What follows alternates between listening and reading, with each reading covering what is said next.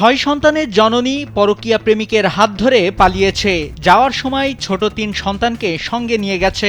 এই মুরাদ সোহাগের সহযোগিতায় আমার বউরে নিয়ে পালায়। বাড়ি গাড়ি অর্থ ও স্বর্ণালংকারের লোভ দেখিয়ে প্রতিবেশী মুরাদ হাওলাদার আয়েশা বেগমকে ভাগিয়ে নিয়ে গেছে, এমনটাই জানান বড় ছেলে মোহাম্মদ ইয়াসিন।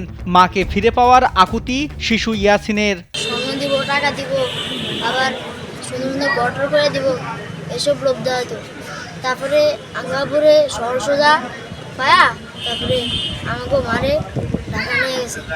এখন আমরা আমার মাকে চাই।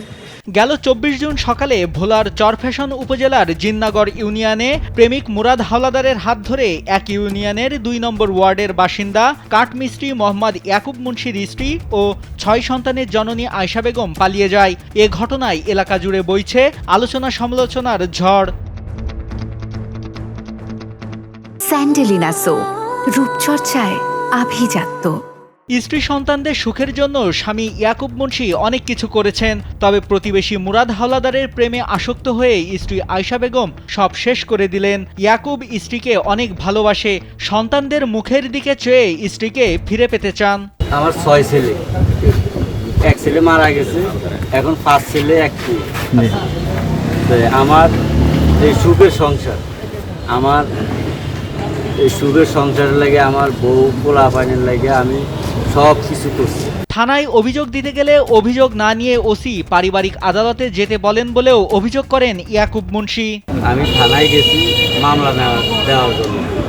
এখন থানায় বলে যে মামলা নেওয়া যাবে না, এই মামলা পারিবারিক আদালতে দেওয়ার জন্য বলছি।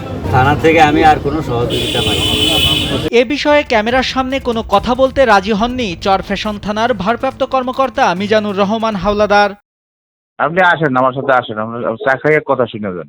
সরাসরি বলি লাস্ট আপডেট কি। একা আইসেন ভাই, আইসেন, আপনি আইসেন, সরাসরি কথা বলবো না, ঠিক আছে?